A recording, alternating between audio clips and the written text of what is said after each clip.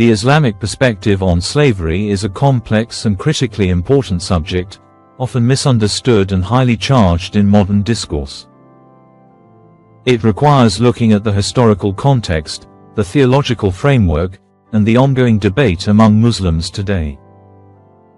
Here is a breakdown of the traditional Islamic perspective and its modern implications. The historical and theological foundation.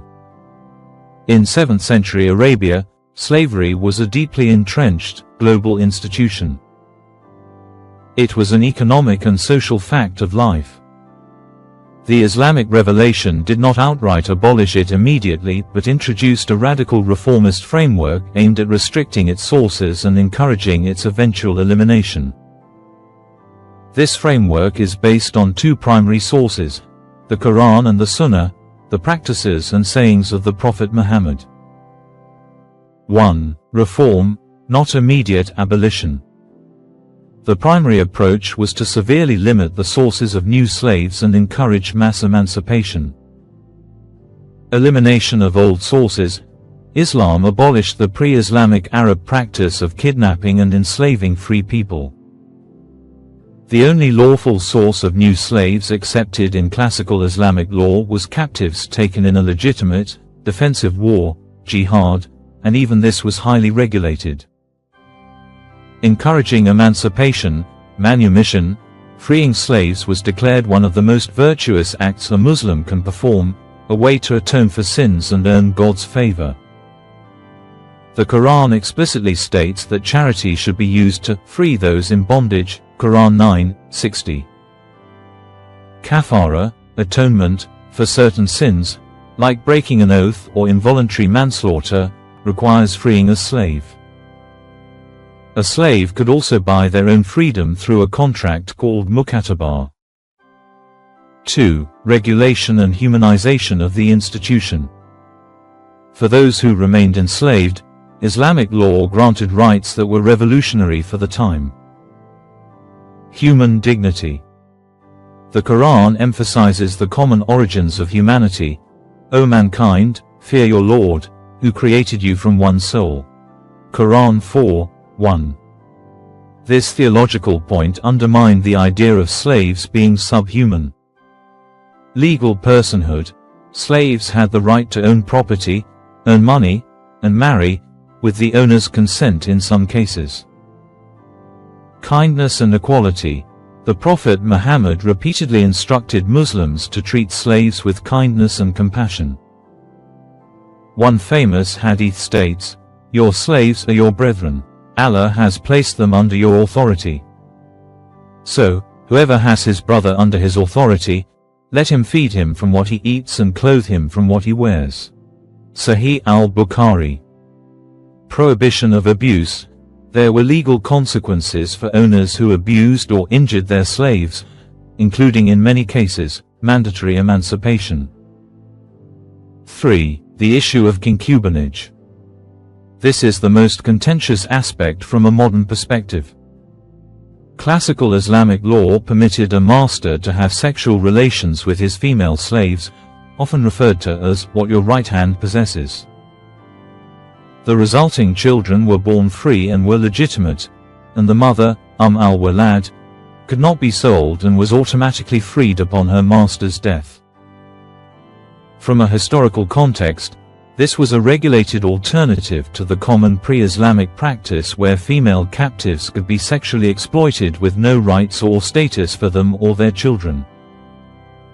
In the Islamic system, it provided a clear path to freedom and legal rights for the mother and her children.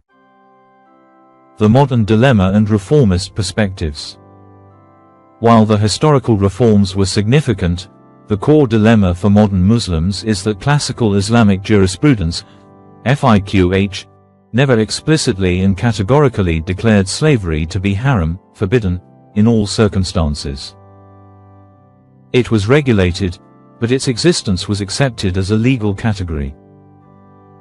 This has led to a major theological and intellectual debate in the modern era, especially since the 19th and 20th centuries.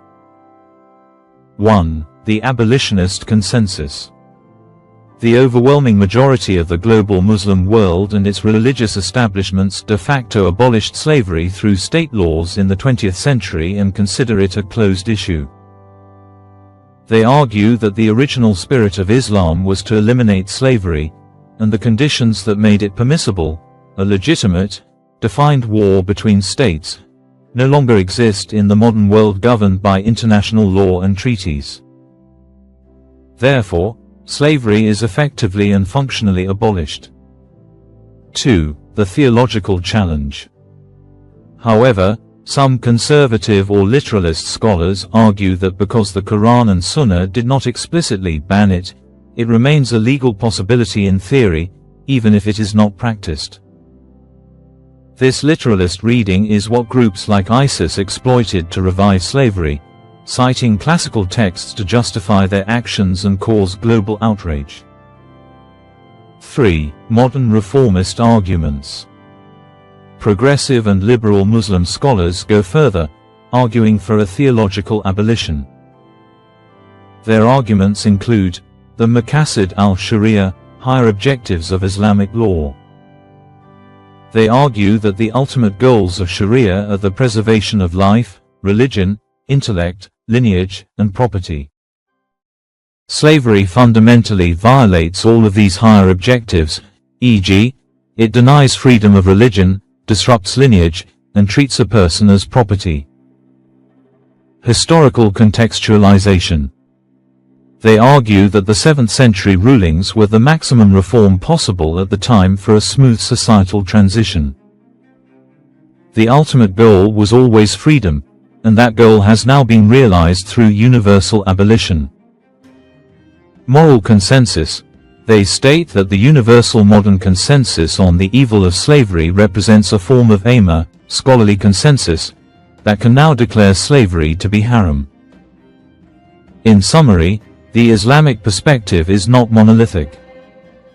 Historically, Islam introduced a comprehensive reform program that severely restricted slavery and humanized the institution, aiming for its gradual elimination.